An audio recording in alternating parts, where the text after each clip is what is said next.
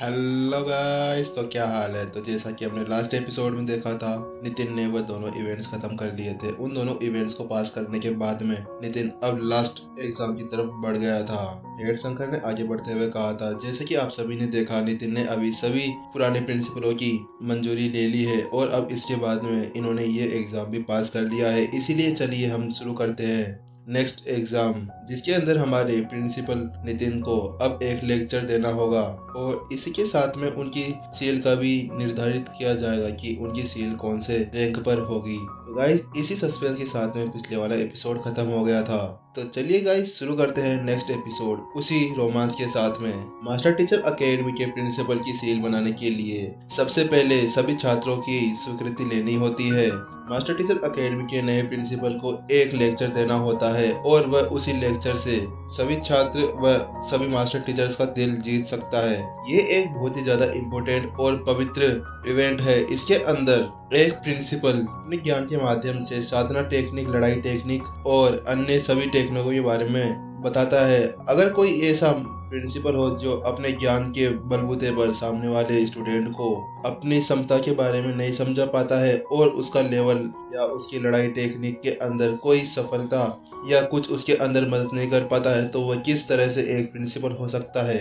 इसी एग्जाम से देखा जाएगा कि प्रिंसिपल नितिन किस तरह से प्रिंसिपल सील बनाने के लिए सभी की इच्छाओं को इकट्ठा करते हैं। मैं तो नए प्रिंसिपल नितिन का लेक्चर सुनने के लिए बहुत ज्यादा उत्सुक हूँ, क्योंकि के डायरेक्ट स्टूडेंट इतने ज्यादा प्रतिभाशाली है कि उनके लेक्चर सुन के हमारे सभी स्टूडेंट अगर अपनी साधना टेक्निक और लड़ाई टेक्निक को बेहतर कर सकते हैं, तो फिर तो ये आशा की बात होगी कि हमारे नए प्रिंसिपल का लेक्चर जरूर उनसे भी बेटर होगा। भीड़ में खड़े सभी मास्टर टीचर्स और मास्टर टीचर स्टूडेंट्स के चेहरों पर बहुत बड़ी मुस्कान उभर आई। उनको रहा नहीं जा रहा था, उनको जल्दी से नितिन का लेक्चर सुनना था। कि उन्होंने भी देखा था कि प्रिंसिपल नितिन के डायरेक्ट स्टूडेंट्स ने जब लेक्चर दिया था तो उन्होंने सामने वाले लड़ाकू की ताकत और लड़ाई तकनीकों में बहुत ज्यादा अच्छे से समझने में उनकी मदद करी थी। तो मैं यहाँ पर आज आपको साधना टेक्निकों के बारे में सिखाने वाला हूँ। ये बिल्कुल सरल और मूल व्याख्यान होगा। नितिन अपनी जगह से आगे बढ़ते हुए स्टेज के किनारे पर खड़ा होता है और सिर हिलाता है। स्कूल हेड उत्कर्ष ने पहले ही बता दिया था कि उनको सबसे लास्ट में एक लेक्चर आयोजित करना होगा, जिसके अंदर उनको सभी की स्वीकृति प्राप्त करनी होगी। उसी से आपकी नई प्रिंसिपल सील बनेगी। इसीलिए नितिन को इससे कोई भी परेशानी नहीं होनी चाहिए। और इसके अलावा पहले से नितिन के पास में गोल्डन हर्ट भी आ चुका था, जिससे वह मास्टर टीचर की सभी जिम्मेदारियों के बारे में और अच्छी तरह से समझ चुका था। ज्ञान एक अमूल्य खजाना होता है। ये किसी भी लड़ाकू के की क्षमताओं को बढ़ाने में बहुत मदद करता है। ज्ञान बांटने से ही बढ़ता है और इसे केवल अपने पास रखना यह तो बहुत बड़ी मूर्खता होती है। नितिन ने एक बार अपना सर सारी भीड़ की तरफ घुमाया और फिर उसने बोलना शुरू किया। किसी भी लड़ाकू की कल्टीवेशन एक महल की तरह होती है। जिस तरह से महल बनता है उसी तरह से कल्टीवेशन की नींव भी रखी जाती है। जितना अच्छी नींव होती है उतना ही ऊंचा महल होता है। अगर नींव ही बहुत ज्यादा कच्ची होगी तो ये बिल्कुल एक झील की तरह होगा, जिसके अंदर एक चंद्रमा की छवि दिखाई दे रही हो और वो थोड़ी सी ही लहरों के साथ में गायब हो जाए। नितिन ने अपनी आवाज बिल्कुल धीरे रखी हुई थी, लेकिन फिर भी उसकी आवाज पूरे मैदान के अंदर फैल गई थी और वह सभी लड़ाकुओं और सभी मास्टर टीचर्स के कानों में बिल्कुल स्पष्ट तौर से सुनाई दे रही थी। जैसे ही नितिन ने बोलना शुरू किया, वैसे ही उस मैदान के अंदर अचानक से आसमान से आध्यात्मिक ऊर्जा वहां पर इकट्ठा होने लगी और सफेद गुलाब के फूलों की तरह वहां पर बिखर गई। उस दृश्य को देखने से कोई भी मनमोह हो सकता है। वह इतना सुंदर दृश्य था। अनगिनत सफेद कमल, स्पिरिट गैदरिंग डिस्कशन। जैसे नितिन ने बोलना शुरू किया, वहां पर खड़े सभी मास्टर टीचर्स और स्टूडेंट्स उसकी आवाज से मनमोहित हो गए। ऐसा लग रहा था कि नितिन की आवाज ने उन सभी के मन को मोह लिया हो और वह सभी अब नितिन के ही वश में हो। और वही मास्टर टीचर अकेडमी के बाहर सड़कों पे बहुत सारे व्यापार लगे हुए थे। वहां पर अनेक प्रकार की दुकानें लगी हुई थी। वहां पर बहुत समय से वह दुकानें लगी हुई थी, लेकिन वहां पर हमेशा व्यापार का आना जाना रहता था। कभी वहां से दुकानें हटती थी तो कभी वापस लग जाती जाती थी। लेकिन वहाँ पे बहुत वर्षों से एक वाइन शॉप रही थी। उस वाइन शॉप को बहुत सारे वर्ष हो गए थे वहाँ पर लगे हुए, और उसी के अंदर दो लड़ाकू बैठे हुए एक दूसरे से बात कर रहे थे। एक तो बहुत पुराना तलवारबाज था और एक उसी वाइन शॉप का ओनर। मास्टर टीचर महादेव के ऊपर मास्टर टीचर बनना एक बहुत अच्छा व्यवसाय था, इसीलिए जिन्होंने वहाँ पर मास्टर टीचर अकेडमी के बाहर अपने दुकानें लगाई थी, उन्होंने धीरे धीरे अपनी दुकानें वहाँ से हटा दी थी। लेकिन वहाँ पर केवल वाइन शॉप ही टिकी हुई थी। और उसी वाइन शॉप के अंदर बैठे हुए तलवारबाज ने अपने बॉस से कहा, बॉस आप यहाँ पर बहुत समय से केवल इसीलिए है ना कि आप मास्टर टीचर्स की कोई भी लेक्चर को मिस ना करें। आप उनसे लेक्चर लेके अपने रुकी हुई कल्टीवेशन को आगे बढ़ाना चाहते हैं। पिछले 20 वर्षों से आपकी कल्टीवेशन एक ही जगह पर रुकी हुई है। वाइन शॉप के अंदर बैठा हुआ तलवारबाज अपने सामने बैठे हुए एक मोटे आदमी से कह रहा था। वह मोटा आदमी उसी वाइन शॉप का एक ओनर था, जो उस तलवारबाज से ज्यादा दूर नहीं खड़ा था। वह उसी के सामने उसके लिए एक के बाद एक शराब का गिलास तैयार कर रहा था। और बहुत समय से वह तलवारबाज उसी वाइन शॉप के अंदर लगातार आता रहता था, जिसके कारण उन दोनों के अंदर बहुत अच्छे से दोस्ती हो गई थी। तलवारबाज जिस व्यक्ति से बात कर रहा था वह 50 वर्ष का कोई बुजुर्ग था। उन दोनों की शक्ल बिल्कुल व्यापारियों से मिलती थी, लेकिन वह बहुत अच्छे तलवारबाज भी थे। वह वाइन शॉप का ओनर भी एक बहुत अच्छा तलवारबाज था, लेकिन कुछ घटनाओं के कारण वह इस वाइन शॉप का ओनर ही बन के रह गया। बहुत सारे साल हो चुके हैं और इस मास्टर टीचर अकेडमी के बाहर की इस सड़क पर बहुत सारे व्यापारी आए, लेकिन वह सभी यहाँ पर ज्यादा दिनों तक नहीं चले। वह यहाँ से चले गए। केवल वही एक था जो बहुत समय से यहाँ पर अपने वाइन शॉप को खोले हुए बैठा था, और वह केवल अपनी वाइन शॉप को यहाँ पर इसलिए खोल के बैठा था क्योंकि उसको पता था कि यहाँ पर बहुत सारे मास्टर टीचर्स आते रहते हैं और वह उनकी सहायता से अपनी रुकी हुई कल्टीवेशन को आगे बढ़ाने की कोशिश कर रहा था। लेकिन आज तक वो 10,000 मास्टर टीचर से मिला है और 3,000 मास्टर टीचर से उसने एक व्याख्यान भी लिया था, लेकिन उसको उससे कोई भी फर्क नहीं पड़ा क्योंकि उसका कल्टीवेशन लेवल वहीं की वहीं अटका हुआ था। अब तो उसको यही लगता था कि वह अपने कल्टीवेशन लेवल के पीक पर पहुंच चुका है और अब वह आगे बढ़ने के लिए कुछ भी नहीं कर सकता। चाहे मैं कितनी भी कोशिश कर लूं, मैं एक कदम भी आगे नहीं बढ़ पाता। गहरी आह भरते हुए बियर बार के उस ओनर ने एक कड़वी मुस्कान के साथ में अपना सिर हिलाया।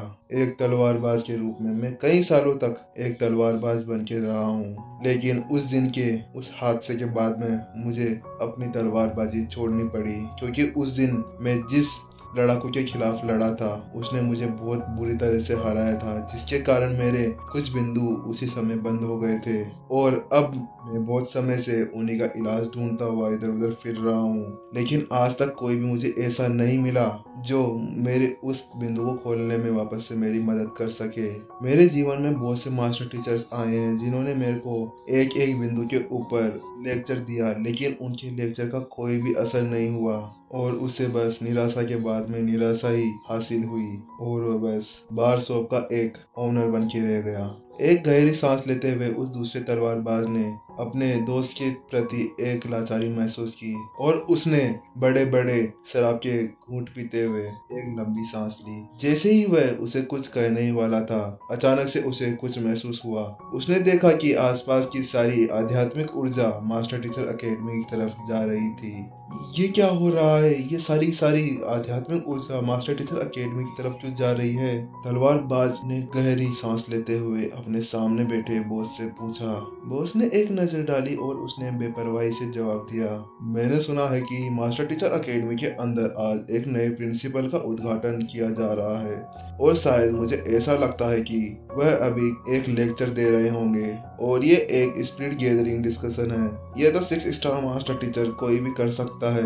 एक 5 स्टार मास्टर टीचर जब बनता है तो वह स्पिरिट गैदरिंग डिस्कशन के बारे में सीख जाता है, लेकिन ये तो केवल एक छोटे से हिस्से के अंदर होता है।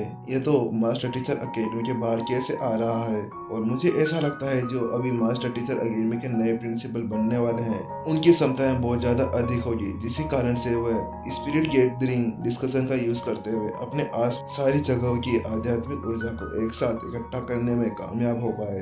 ओह, ऐसी बात है। तलवारबाज ने अपना सिर हिलाते हुए उससे कहा। हालांकि जैसे ही वह शराब पीने वाला था, उसे अचानक से कुछ दूर से एक आवाज सुनाई दी। एक महल का निर्माण और खेती के अंदर ट्रेनिंग दोनों एक ही होती है। अगर हम अपनी नींव को मजबूत कर लेते हैं तो बिल्कुल महल की तरह हम अपनी ऊंचाइयों को प्राप्त कर सकते हैं।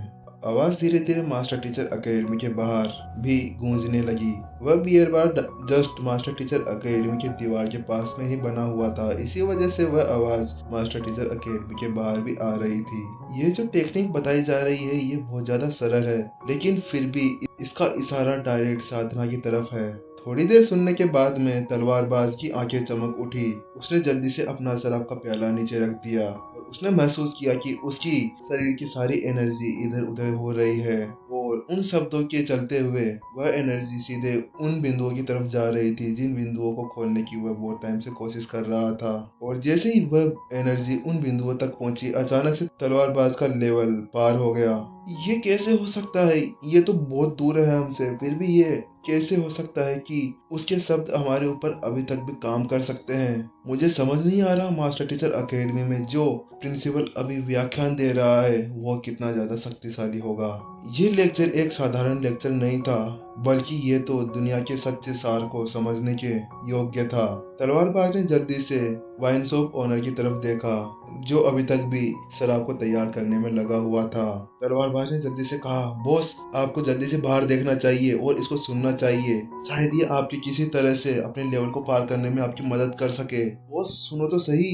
नहीं, ऐसा कुछ नहीं हो सकता, क्योंकि मैं पहले ही मास्टर टीचर एकेडमी के सभी 10 महान मास्टर टीचरों से मिल चुका हूँ और उनसे मैंने व्याख्यान लिया है, लेकिन आज तक मेरे कल्टीवेशन के अंदर बिल्कुल भी सुधार नहीं आया है। मैं अभी भी वहीं पर ही अटका हुआ हूँ, तो मुझे कैसे इस लेक्चर से कोई फायदा हो सकता है? बॉस ने बिना सोचे समझे अपना सिर हिलाया और उसे मना कर दिया।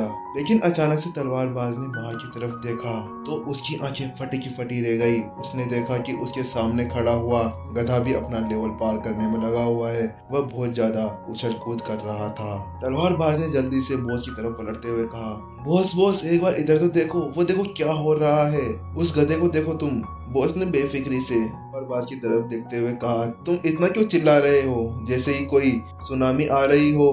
तुम शांति से नहीं बैठ सकते क्या? लेकिन जैसे ही बॉस ने तलवारबाज के इशारे की तरफ देखा तो उसकी भी आंखें फटी की फटी रह गई। उसने देखा कि जो गधा वह बाजार से खरीद के लाया था उसका भी लेवल बढ़ने लगा था। ये क्या हो रहा है? मैं तो इसको बाजार से खरीद के लाया था, ये कहां से लेवल अप करने में लगा हुआ है? बॉस की आंखें फटी की फटी रह गई जब उसने देखा कि उसके बाहर खड़ा हुआ गधा भी अपना लेवल पार करने में लगा हुआ है। बॉस ने तलवारबाज की तरफ देखते हुए कहा, आखिरकार मास्टर टीचर एकेडमी के अंदर ऐसा कौन सा प्रिंसिपल आ गया जो इतना अच्छा लेक्चर दे रहा हो, जिसके कारण जानवर भी अपना लेवल पार करने में लगे हुए हैं? मैं तो इस गधे को बाजार से खरीद के लाया था और ये बिल्कुल साधारण गधा था, और अब इसे देखो, ये अपना ब्रेक थ्रू करके जंगली गधा बन चुका है। आखिर ऐसा कैसे हो सकता है? तलवारबाज ने जल्दी से बॉस की तरफ देखा। बॉस आपको अपना टाइम खराब नहीं करना चाहिए, ये बहुत इंपॉर्टेंट व्याख्यान होगा, आपको जल्दी से जाके सुनना चाहिए। बॉस और तलवारबाज दोनों के दोनों बाहर की तरफ निकले। जैसे उन्होंने बाहर निकलकर देखा तो उनके बाहर जो मुर्गी पकाने के लिए रखी हुई थी वह भी अपना लेवल पार करने लगी थी। उसकी भी एनर्जी धीरे धीरे बढ़ने लगी थी। जो आध्यात्मिक ऊर्जा वहां पर फैली हुई थी वह भी उस मुर्गे के अंदर जाने लगी थी। वह मुर्गा उस पिंजरे से बाहर निकलकर उड़ने लगा था। वह एक बिल्कुल फिनिक्स की तरह लग रहा था। ये क्या हो रहा है? ये भी तो एक साधारण मुर्गा था, ये सारे जानवरों को हो क्या रहा है? ये सभी साधारण जानवरों से जंगली जानवर कैसे बन रहे हैं? बॉस और तलवारबाज ने जल्दी से दूसरी ओर देखा तो वहां पर बांधे हुए सारे सुअर भी अब अपना लेवल पार करने लगे थे। उन दोनों की आंखें फटी की फटी रह गई।